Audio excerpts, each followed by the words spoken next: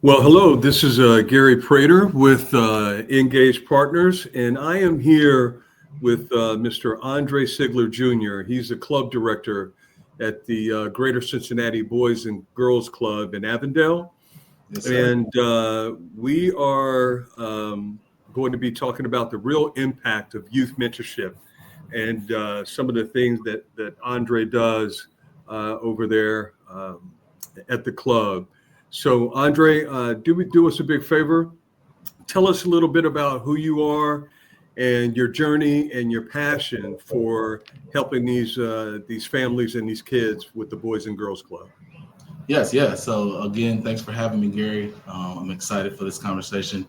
So a little bit about myself. I'm originally from a small town in Alabama, Hobson City, Alabama. It's in Northeast Alabama. Um, Really, I came from it's a small town, so I came from a place where caring and responsibility and just being humble and having those small town values were instilled in me at a very young age. But I also grew up in a household with a single parent with no support. So I was one of three brothers. I was the middle child. My mother had her first kid at 14, had me at 17. So I saw I had to have a lot of resilience growing up, and so that has instilled in me. I always look back and think, what if I would have had those resources as a young kid? What type of individual would I be here today? And so that's what keeps me passionate about youth development is looking forward to the future.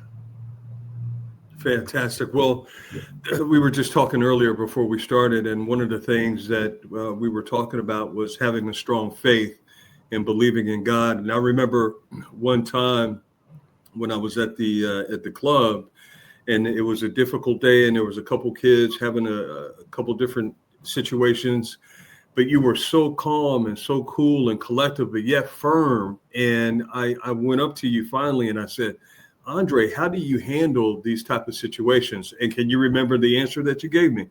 Yeah. I said I'm just doing God's work, I'm true about that when I say that. I truly believe that what I have is a God-given talent, and I've taken that and using it as my platform in life. Um, I just think about, again, going back to me and growing up and all the situations that I had to go through and building that resilience. I see myself in a lot of these children. And so it's taken time. I've been doing this for over 15 years now, starting as like a Cub Scout leader, and then eventually moving into a role with the YMCA of Greater Kansas City, and then eventually here with the Boys and Girls Club of Greater Cincinnati. It's been a long journey, but through that, I've always kept in mind that I'm doing God's work.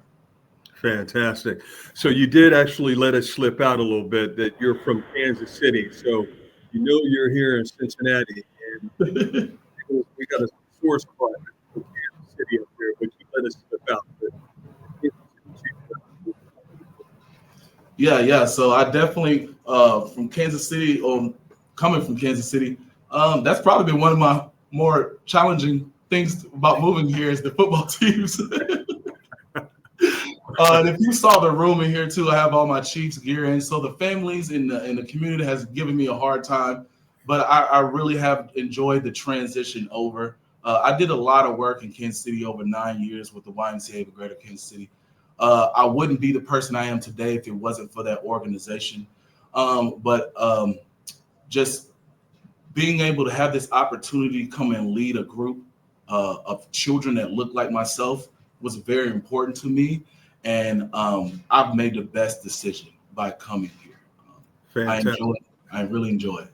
We're very, very happy to have you, and I'm happy to be a small part of the program. This is all about you and about the work that you've done, but you wonder why you've become connected to others in your circle, right? And you and I are now connected along with all of the other members there. But something that we have in common is that I also grew up in a single family home. My mom raised me and my little brother. And so that's one common connection that we have. And it's a lot difficult for mothers out there raising these young children and getting them on the right path and keeping them on the right path and making sure that they're getting educated, staying active, and all kinds of stuff like that. So I just think that that's really, really special. And I think that our moms did a great job with us, and we should both be proud of each other and being connected. Right. One of the wonderful things that I realize about coming to the club is that the staff, the women that work there, as well as the new gentleman who just came from Alabama and all of, but some of the staff that have been there for over 20 some odd years, Andre, like, tell me about these women that are so influential and so encouraging, and they add this level of discipline where they don't mess around, right? So I see it in action, and it reminds me of my mom, like raising me when I was a kid. So tell me about some of your staff members. Yeah, so I have a great team, and I was going to say at the end that would be the one thing that I'm most surprised by is the people that I work with. They're just so passionate about what they do. They take pride in what who we're working with our members. But I can start off with Miss Tony, who's our what we call our juniors, which is second, third grade. Miss Tony has been around for 25 years. She works for the school district, but also with us in our after school program. She's fantastic. She leads with that empathy and compassion, but also has the ability to talk to the kids and understand them enough to get them to have accountability for their actions. And so I just love the way that each day they come in, they know their routine. She's consistent about what she's doing in the room, and she always gives them the opportunity to express themselves, whether it's at the beginning of the day with reflection or at the end of the day. We're going to have conversation about what's going on. And then the other one is Miss Pitts. Miss Pitts has actually been around. She just came up on her 30-year anniversary here on October 17th. 30 years. I mean, so honestly, like, I don't think I've ever done anything for 30 years straight. So just to have that consistency in the building, she's keeping me accountable. Okay. So just learning, as you can imagine, transitioning from one organization to another, coming here, it can be a big learning curve.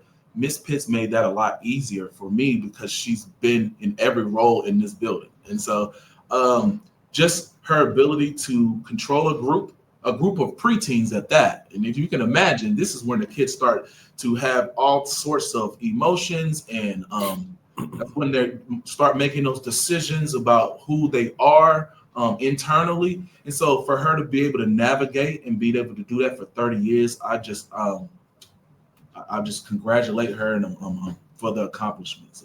Yeah. And among the other people, we have Miss B. She's been here for about a month, and I could tell you what, she's the best thing that's ever happened to this group since the beginning of the school year, because our largest group was our cadets, that K through second. And if you can imagine, we have 40 of those children in the building. And if you don't have consistency and structure and keeping them on task and engagement, it's going to be difficult. So we, since I've been here, that was one of my biggest challenges internally, was finding a consistent person to lead that group, and I have found her. She's on it, and I love it. So I have to give her a shout out as well. And then Mr. Trennis, he's our team lead. Mr. Trennis does a great job. He loves outdoors, so he's giving the kids a new experience that they've never had, with going outside and understanding not just the community that they live around, but the plants and the animals and the things that are living around you and what that looks like. He's been a good fit for us. And then finally, with our physical fitness, Mr. Cash, Roll Tide, he's from Alabama as well.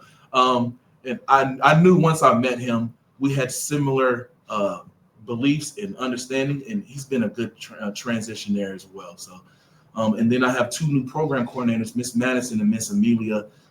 they have done a great job of stepping into those leadership roles and being able to adapt and very coachable. So Fantastic. Yeah, I absolutely enjoy everybody. I was just the last time I was out there, I was with the big fella, and I was like, "Hey, man, I think you need to go ahead and just go down into the Bengals O-line coach and be like, hey, you," because I could not believe how big and how strong and how funny it was. Yeah, it was fun. We were out there hooping with the kids, so that was awesome. yes. So I'm a volunteer, right? And I'm coming from Ingage Partners, and I come out there, but I've also met, like, it was a couple weeks ago, I met a young lady who actually is a volunteer, and she was from Wyoming, where I live, the little suburb of Wyoming. Her name is Maggie. Okay. And so one day, and she said, she was like, is Evan are you Evan's dad? And I was like, yeah. And she was like, I went to school with your son, Evan Prater. And I was like, wow. So tell us a little bit more about where you get. I met some volunteers from Xavier. So tell us a little bit more about where your pool of volunteers come from and how they can get involved and all kinds of stuff like that. Yeah, so the Taft Boys and Girls Club has been around for a long time. It's a pillar in this community. It sits on the corner of Washington and Rockdale, and so for the people in the community, they know this place very well, and for the companies and the organizations around the area, they always want to support. And so we have a large number of volunteers that come from Xavier and UC, which is right down the block, as well as the hospital, the Children's Hospital, and then just people off the street who just want to come in, like yourself, who wants to just engage with the children. So the way that works is most of the time it's done through our administrative office. We have one person named Jake who handles all that. So if you're looking to get engaged with our volunteers, you can go to our website, go there, and there's a volunteer portal. Go out and fill that application out. Jake will give you a phone call. It takes about, there's like a 10-minute, 15-minute video. And then from there, you'll be able to come into the facility and I'll give you a tour, kind of give you our expectations for our volunteers. And then we'll place you in a position to succeed. When it comes to leadership in the building, it's just not me leading the kids or the staff. It's also the volunteers too. So when they come in the building, letting them know, hey, this is what we're looking for. Primarily, most of our volunteers come in to do homework help. So from 4 to 5 o'clock, they're in there helping these kids academically. And if they don't have homework that day, which I check, I open those backpacks, okay? Then we give them something educational to do, okay? Whether it's reading a book or just sitting down and mentoring them or some kind of reading comprehension, mathematics, STEM. We are always going to be doing something academic from 4 or 5 o'clock here in Avondale. So, yeah, if you're looking to join, again, go on the website, check us out there, or give me a call or stop by. I love to see people in person. Come by, I'll give you a tour if I'm not too busy. Yes, you are busy. You are busy.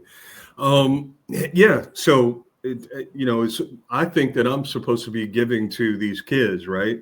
Right. No, they're giving me all of the joy, and they've opened up a whole part of my heart that I did not even know that was missing. I had my wife tell me that when I start coming home talking about, hey, this is what I did at Avondale today. I got a chance to play some all-time quarterback, or I sat down and we colored, or I sat down and we put together a puzzle. Or, somebody was bothered today and I was able to, just kind of talk to them about, hey, just take care of each other and support each other and all kinds of stuff like that. So it's just such a heartwarming and fulfilling opportunity for those out there that are interested in giving back and helping our youth develop.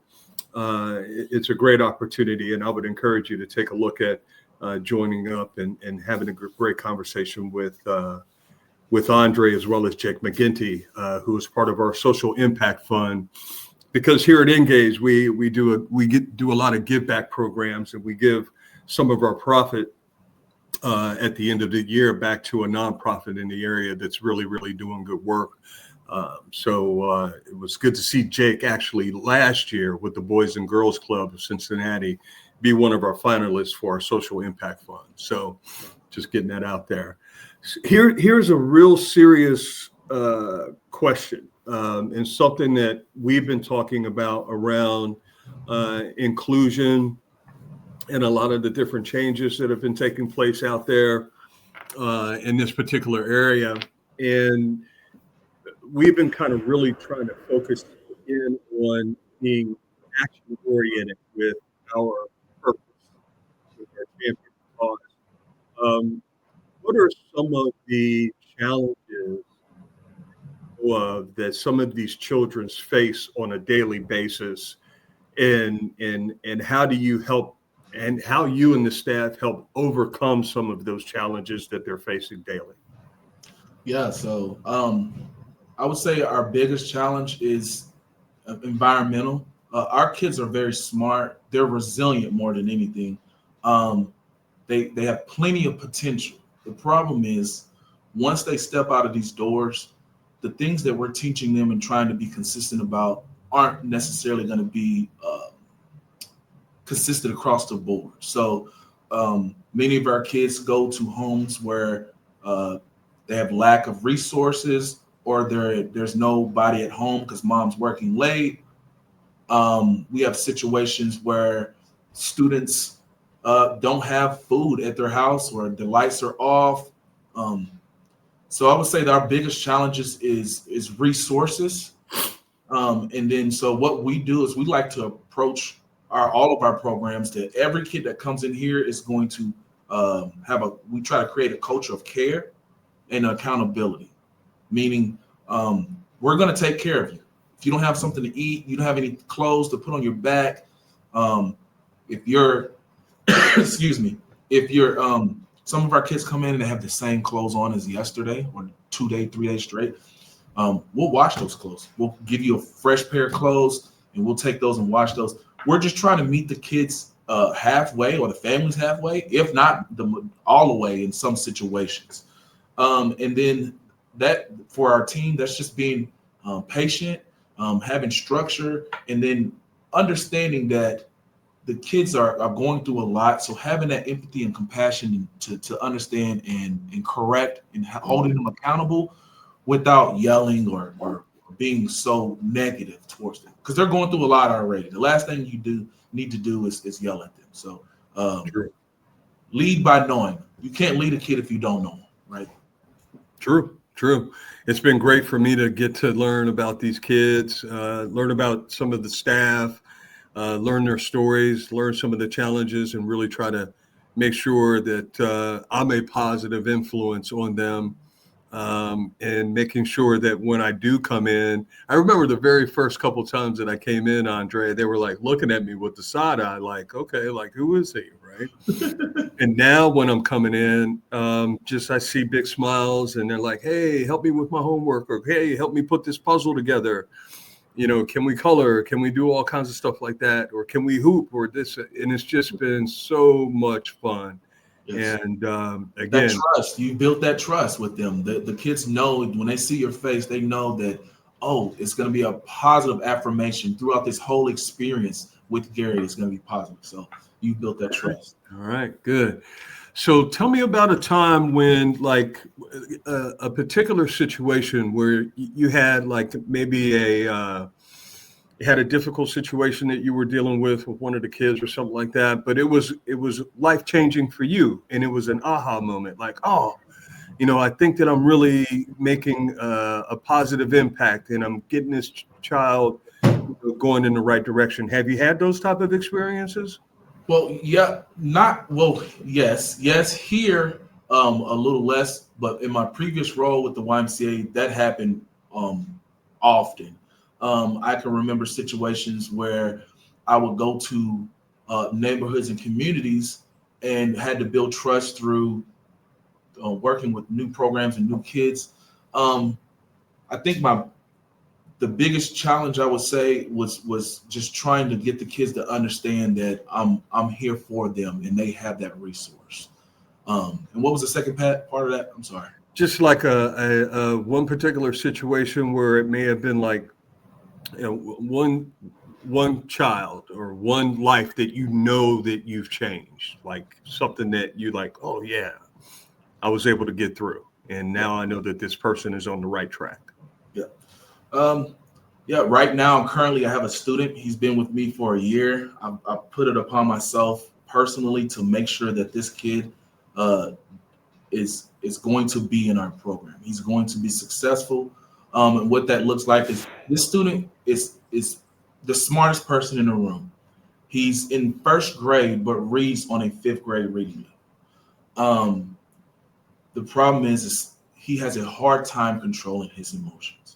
If he loses a game, if he felt like someone got over on him, he's going to try to retaliate with violence. And so for the last year, we've been able to cultivate and get him to a point where now he does not hit anymore. He is no longer this violent child. It's more of now being able to redirect it, because he still holds on to it. He can't, for some reason, he can't let it go. It's going to be there. But now at least he understands that, hey, I don't have to hit them. I can talk to him. And eventually he calms down to the point where we can put him back in a room with that same individual, and they'll continue to play together. So it's not that he's holding it for too long. It's understanding, hey, I'm very mad right now, but if I give myself time, I'll calm down, I'll de-escalate, and then I can return to whatever I was doing. So that's probably one of my most successful stories.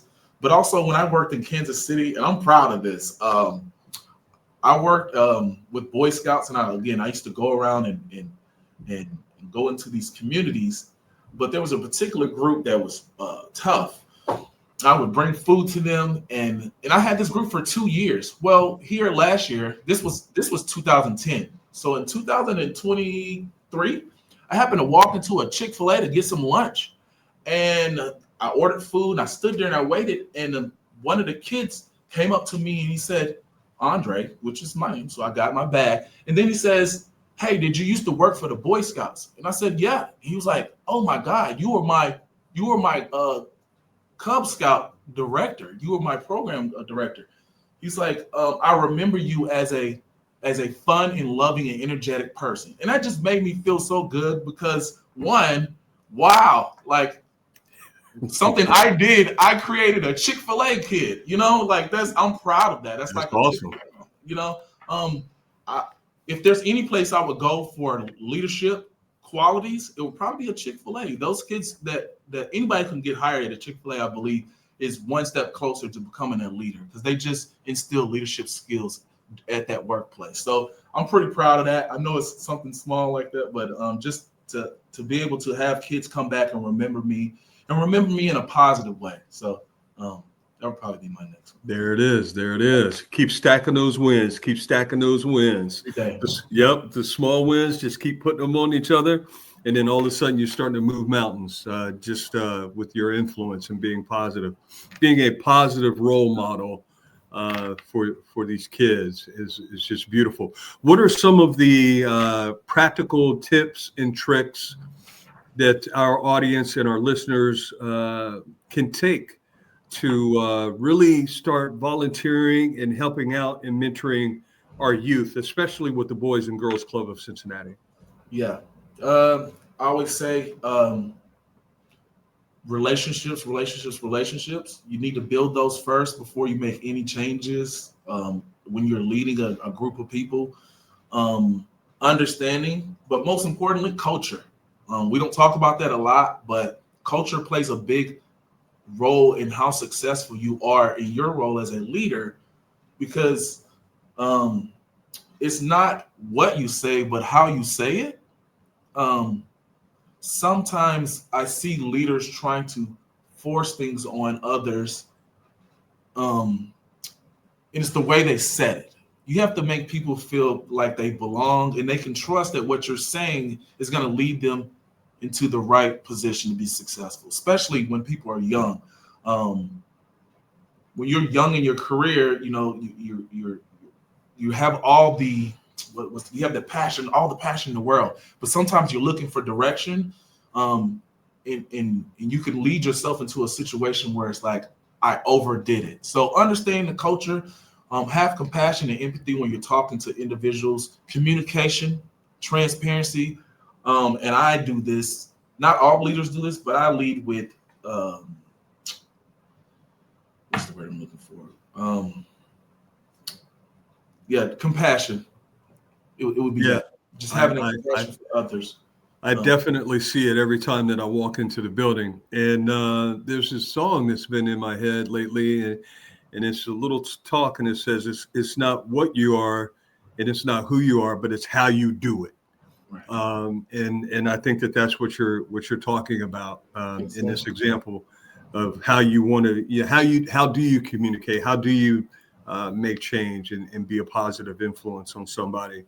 And I got to tell you, like this, one of the reasons why I was very, very excited about this, and this, again, it's supposed to be about you and the Boys and Girls Club, but there is so much alignment between who we are at Ingage as far as being the change, speaking through action, integrity and authenticity, and being comfortable in your own skin, and even being comfortable being uncomfortable is a lot of the different actions that we like to take around here. And you just summed it up, like what you said, like what you like to do and how things are run over there at the Boys and Girls Club, at your club. And it's just really in alignment with our DNA here at Ingage Partners. And I'm so happy that we have an opportunity to actually give back to our community and make an impact. I think we already told everybody how to get in contact with you. They could sign up. I went through the process myself. Jake is awesome. I know that we've done a couple different company-wide events at the Clipper Y and all kinds of stuff like that. So anybody out there who's wanting to get signed up, spend an hour or so giving back to the community and all of those type of things, Andre, you can even reach out to me and I'll put you in the right direction. And I'm there on Wednesdays, usually if I don't have too much going on, from 4 to 5 or so. And it's just been an absolute blast. Andre, I consider you a friend and a good mentor. Yes, and I've known you for about a year or so now. And I'm just so proud of who you are, the person you are, your family, and everything that you do for all of the families there at the Boys and Girls Club. Do you have any closing comments for us? Thank you. It's been a pleasure. I enjoy working with you as well. And just remember that a lot of times leadership is not about always about managing people. It's about developing and building those relationships. And so if there's anything, just remember to never burn bridges and always continue to just build those relationships. Love it. Love it. Well, if anybody has any questions first of all, you can, if you didn't get a chance to see this today, it will be posted out there on YouTube. We'll post it on our LinkedIn page here at Ingage Partners. So it'll be there, and we encourage you to share it with everybody. And we encourage you to sign up and be the change that you want to see out there in the community. Yes. With that, we're going to let everybody go. Thank you.